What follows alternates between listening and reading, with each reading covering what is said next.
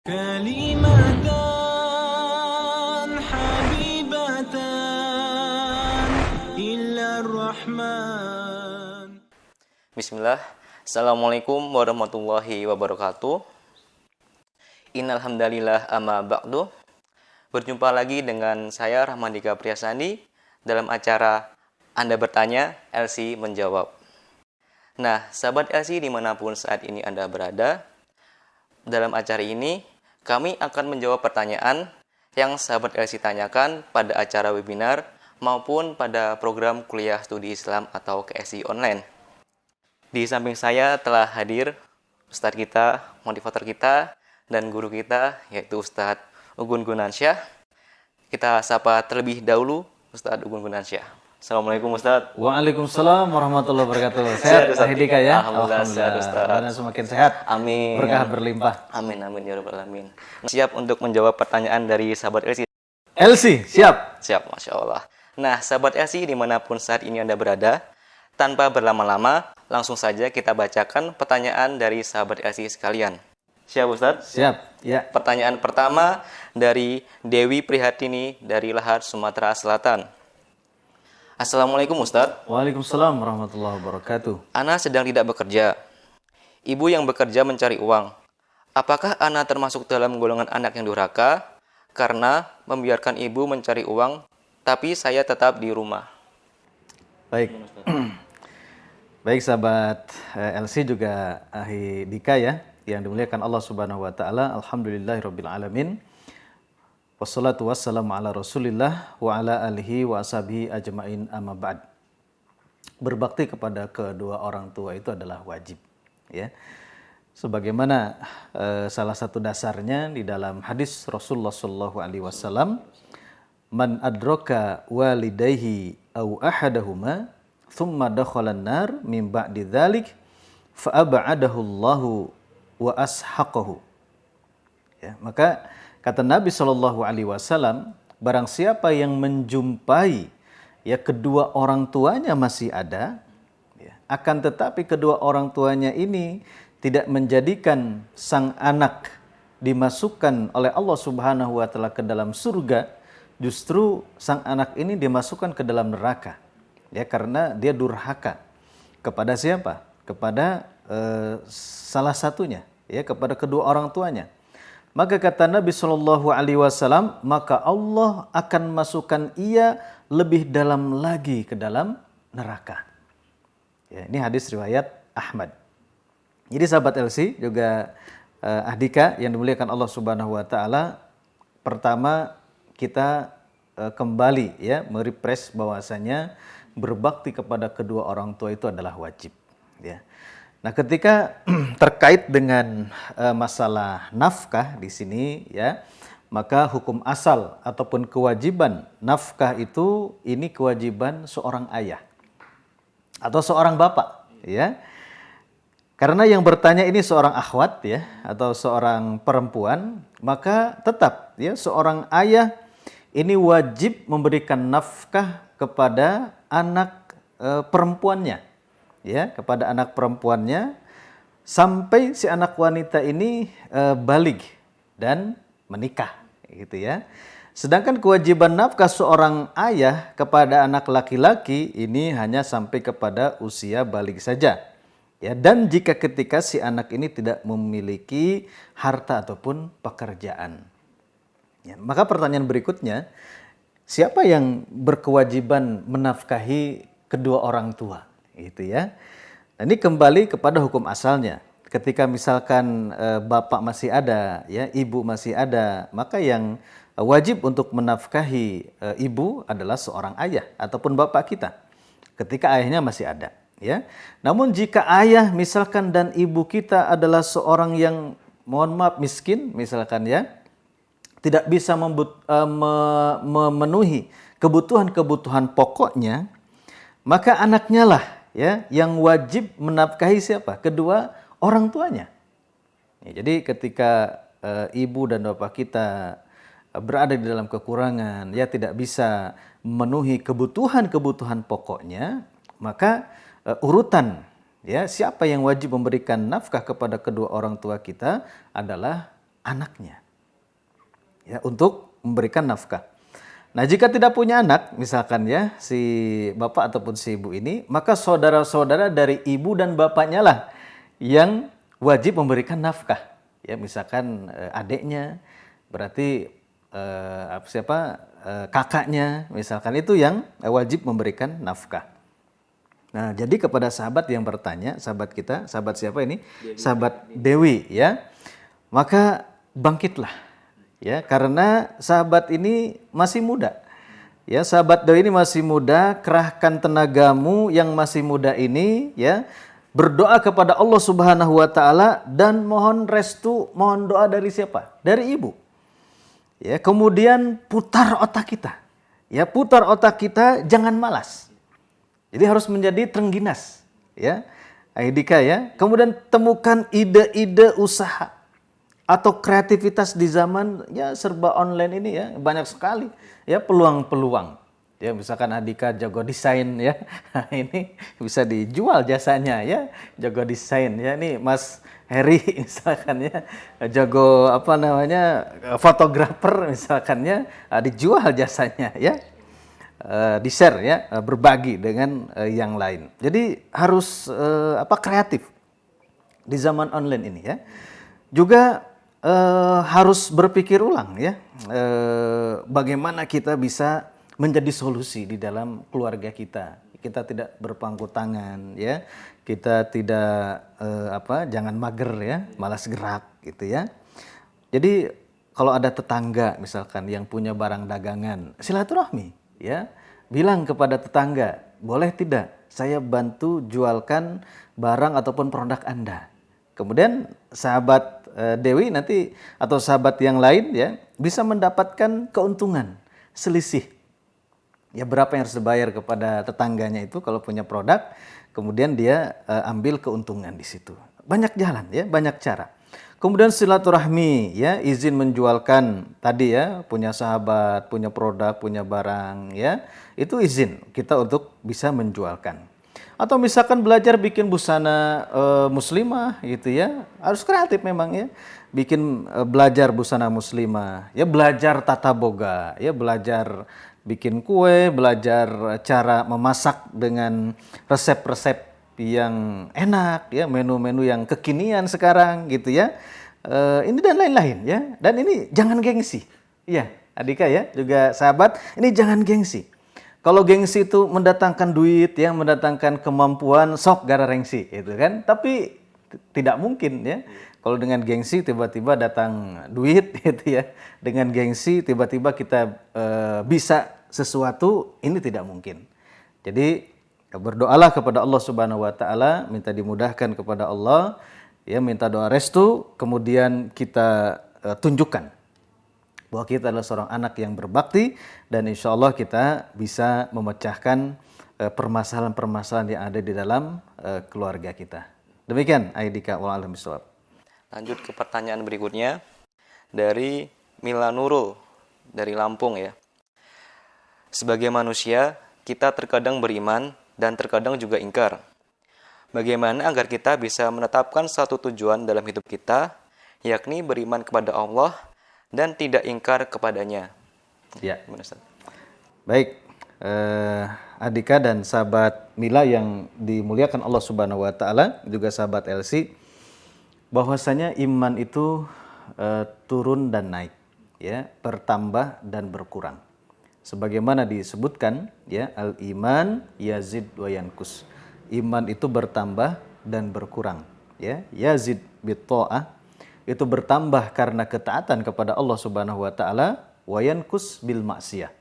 Ya, berkurang karena kemaksiatan.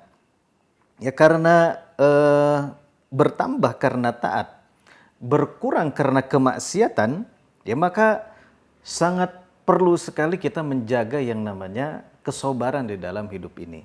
Ya, apa yang maksud dengan sabar? Ya, karena dengan semakin kita bersabar, insya Allah seorang hamba akan semakin diberikan kebahagiaan oleh Allah Subhanahu wa taala. Sabar itu kata para ulama adalah habsun nafs, ya, mengekang jiwa. Ya, mengekang jiwa, mengekang hawa nafsu kita. Dan sabar di sini dibagi menjadi 3 perkara. Ya, 3 bagian. Yang pertama adalah sabar ketika melaksanakan perintah-perintah Allah Subhanahu wa taala. Karena melaksanakan taat itu, yang melaksanakan perintah-perintah itu sangat berat. Dan melaksanakan perintah itu sesuatu yang sangat dibenci oleh apa? Oleh hawa nafsu kita. Ya, ya sangat dibenci oleh jiwa kita. Sehingga di sini perlu kesabaran. Karena tadi melaksanakan ketaatan kepada Allah itu berat.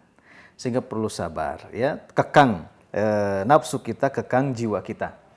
Sehingga kita perlu sabar ketika melaksanakan perintah-perintah dan ketaatan-ketaatan kepada Allah Subhanahu wa taala. Ini penting ya. Bagaimana dengan sabar itu bisa menaikkan keimanan kita. Yang kedua, ya, sabar itu adalah ketika kita menjauhi kemaksiatan.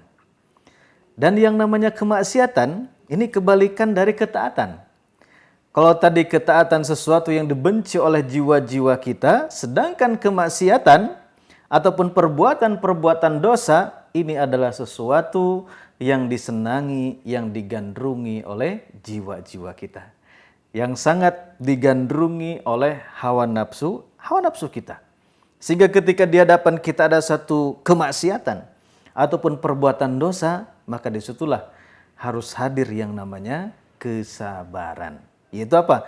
Untuk tidak melaksanakan kemaksiatan.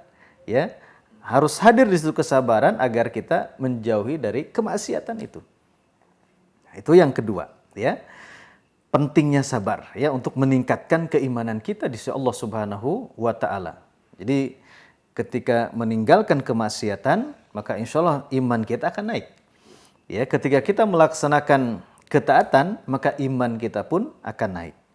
Kemudian yang ketiga, sabar itu adalah ketika menghadapi ujian dan musibah.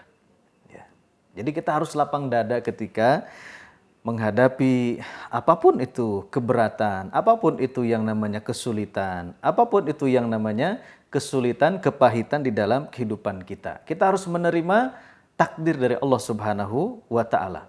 Dan kita harus yakin di balik semua apa yang sudah Allah tetapkan, di balik semua yang sudah Allah takdirkan kepada kita, Allah sudah simpan di dalamnya banyak sekali kebaikan-kebaikan. Allah simpan di dalamnya banyak sekali hikmah-hikmah, pelajaran-pelajaran yang bisa kita ambil, ya, yang bisa kita dapatkan. Sehingga di sini, ya, sahabat LC yang dimuliakan Allah Subhanahu wa taala, Allah Subhanahu wa taala berfirman dalam Quran surat Al-Baqarah ayat 177, "Was-sabirina fil ba'sa'i wad-dharra'i wa hinal ba's."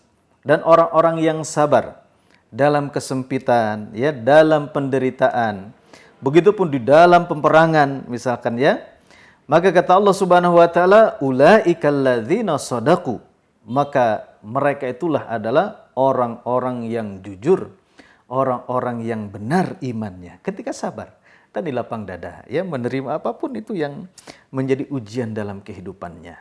Kemudian wa ulaika humul muttaqun, dan itu ciri dari orang-orang yang bertakwa kepada Allah Subhanahu wa taala. Yakinlah, setelah gelap pasti akan terbit terang, ya. Setelah sakit pasti insya Allah ada sehat, ya. Jadi kita terus berbaik sangka kepada Allah Subhanahu wa taala. Demikian Aidika ul alam bisawab.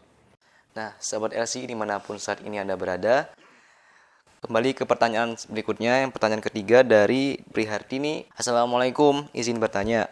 Ya, diizinkan, silakan. Saya tidak memiliki uang. Kuota saja saya beli dengan meminjam uang karena saya sedang belajar online, Ustadz. Apakah hukum saya berhutang tersebut? Ya, Aidika juga sahabat LC yang dimuliakan Allah Subhanahu wa taala.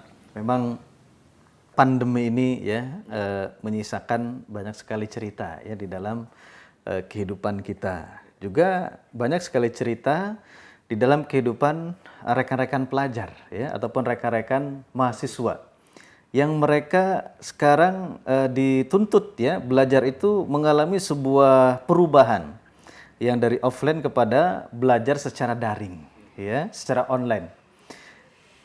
Dan kita baik sangkanya, ya, mudah-mudahan pemerintah katanya, ya, ini sudah secara merata menyediakan fasilitas yang namanya wifi gratis untuk para pelajar ataupun untuk para mahasiswa.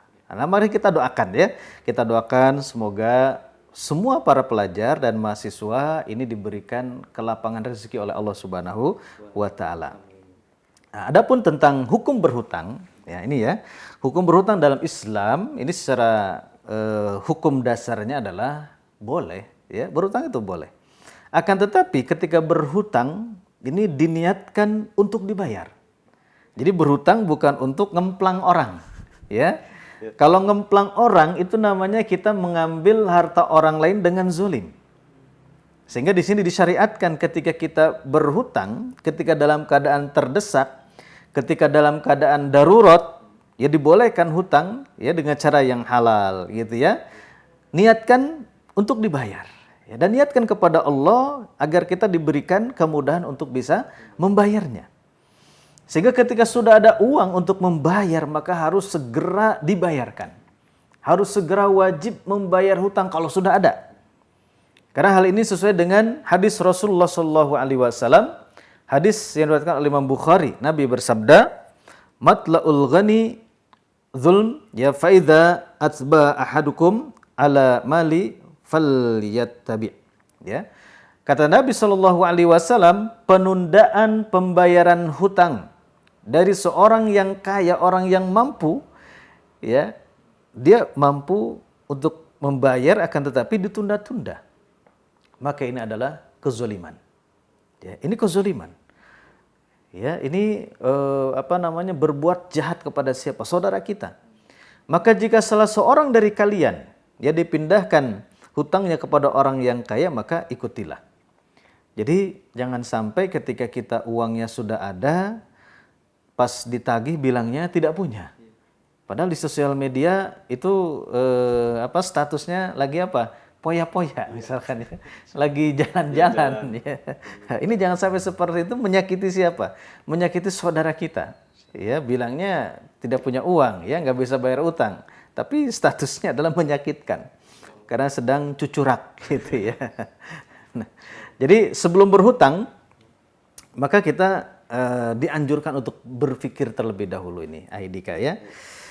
Bahkan dalam kasus ini ya bisa cari dulu cara yang lain. Ya, pertama tadi cari ya informasi, kemudian kalau misalnya sudah dapat tadi informasi tentang wifi gratis ya, ketika udah dapat ini datangin itu wifi gratis untuk belajar bareng-bareng dengan yang lain ya, jangan jangan gengsi, jangan malu itu kan. Kemudian minta keringanan, mungkin kepada guru ataupun kepada dosen. Ya minta nawar dulu lah.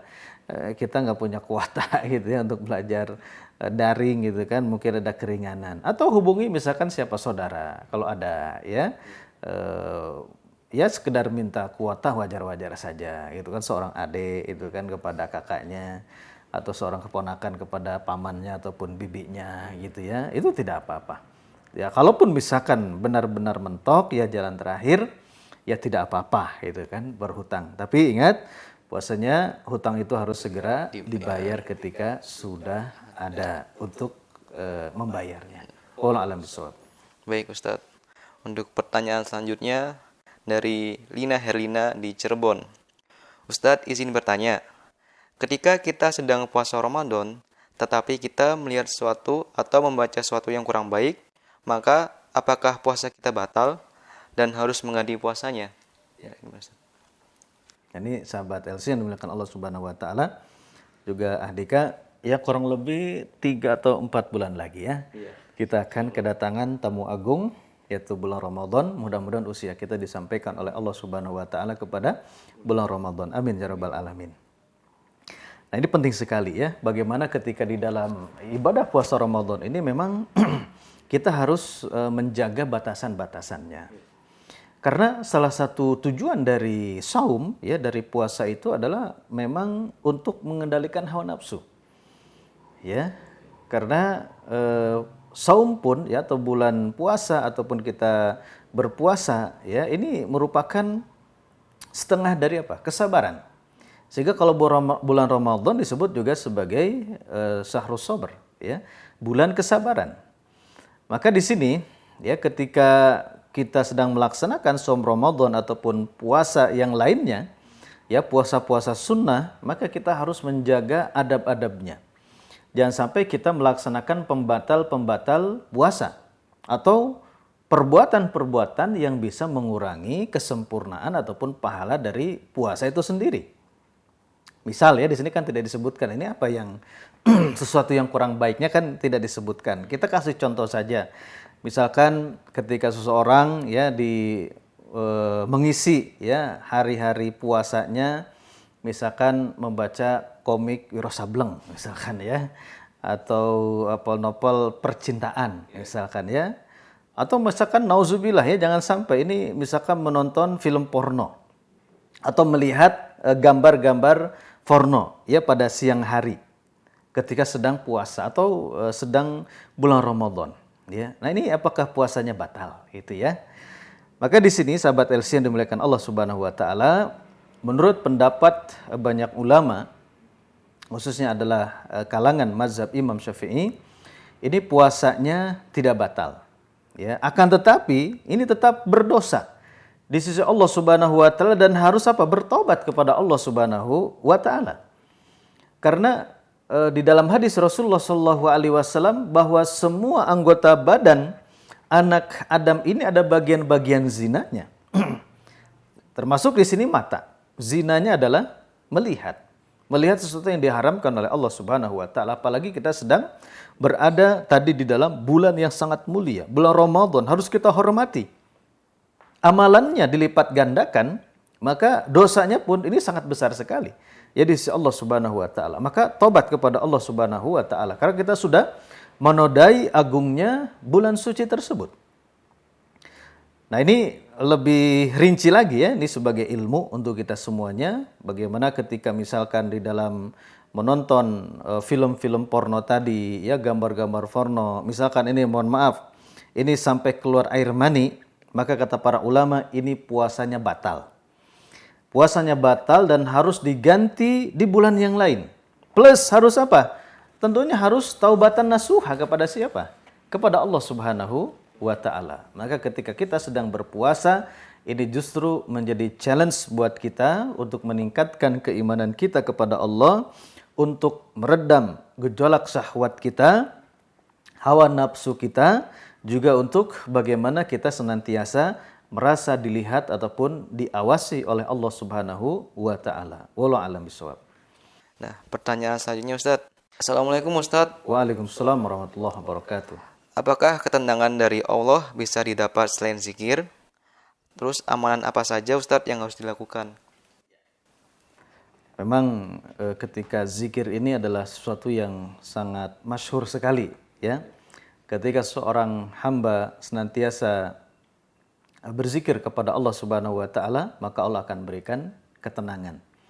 Akan tetapi ya sahabat LC yang dimuliakan Allah Subhanahu wa taala, juga sahabat penanya ya, harus kita ketahui ya di dalam Islam bahwasanya amal-amal yang bisa mendatangkan ketenangan, ya ketentraman ya di dalam jiwa kita, di dalam batin kita, ini bukan hanya sekedar zikir saja.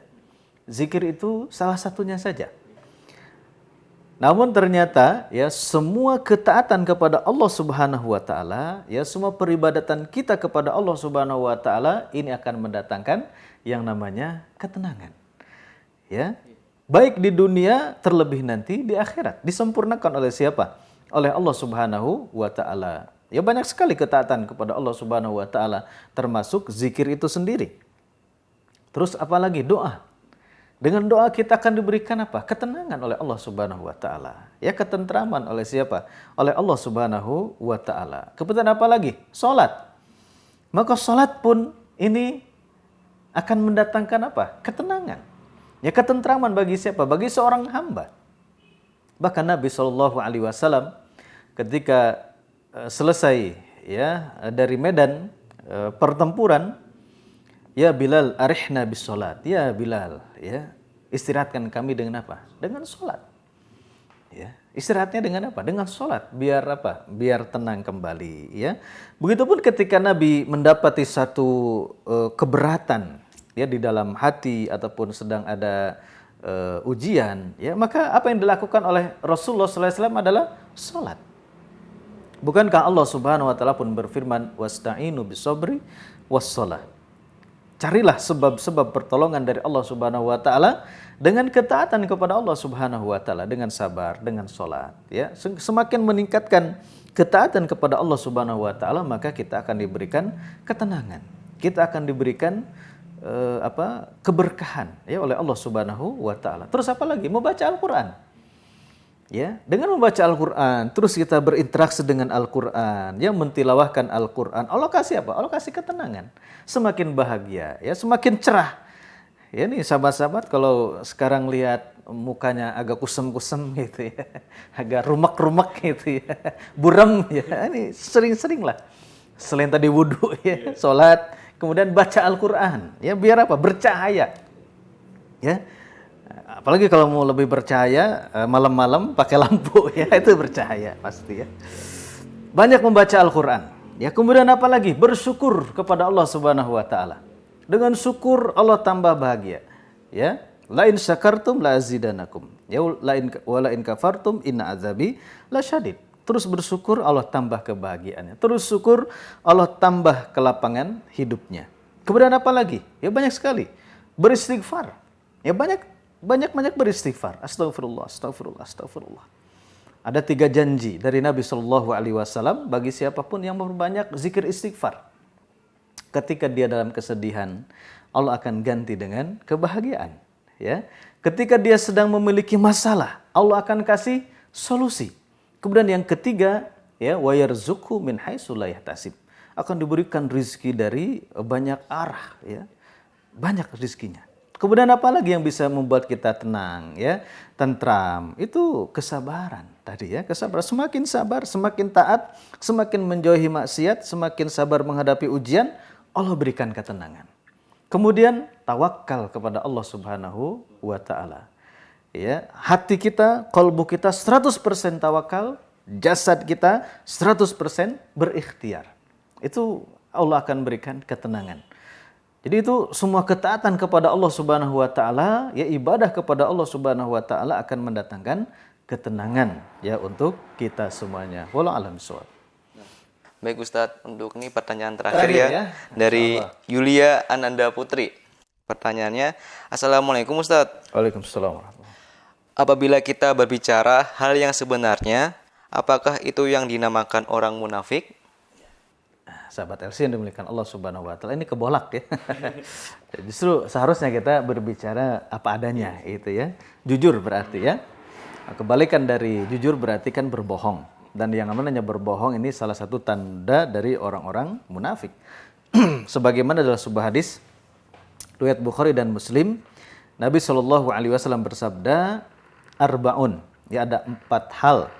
Man kunna fihi kana munafiqan. Ya, ketika ada salah satu dari 4 hal ini yang ada di dalam diri seseorang, maka hati-hatilah.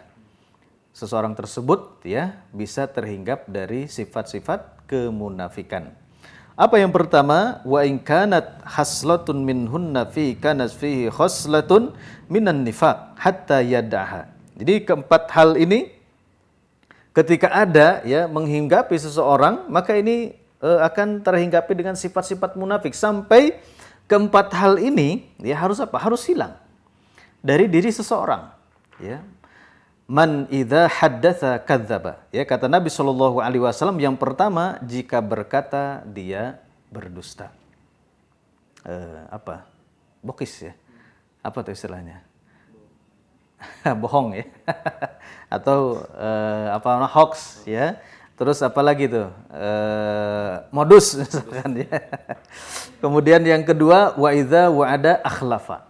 Ya, ketika berjanji dia tidak menepati. Jadi jangan mengingkari janji. Jangan PHP. Pemberi harapan palsu. Ini tidak boleh ya. Ciri dari kemunafikan. Kemudian wa idza khasama fajara.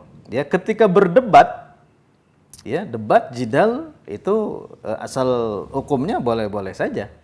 Gitu ya, tapi harus berada di atas kebenaran, dan ketika ada suatu kebenaran kita harus mengikuti kebenaran tersebut. Ya. Kemudian yang keempat, kata Nabi Shallallahu Alaihi Wasallam, wa idza ahada ghadara. Ketika dia membuat perjanjian, maka ia melanggar perjanjiannya ataupun mengkhianati janji-janjinya. Jadi ini diantara ya sifat-sifat dari kemunafikan. Jadi ketika berbicara hal yang sebenarnya, ini justru adalah kejujuran, ya. Tapi kebalikan dari itu adalah kemunafikan. Hadis riwayat Bukhari dan Muslim. Wallahu a'lam bishawab. Ya. Baik, alhamdulillah tadi pertanyaan sudah dijawab semua oleh Ustaz Ugun. Baik sahabat LC dimanapun saat ini Anda berada, terima kasih atas perhatiannya. Kurang lebihnya saya mohon maaf. Wassalamualaikum warahmatullahi wabarakatuh. كلمتان حبيبتان إلى الرحمن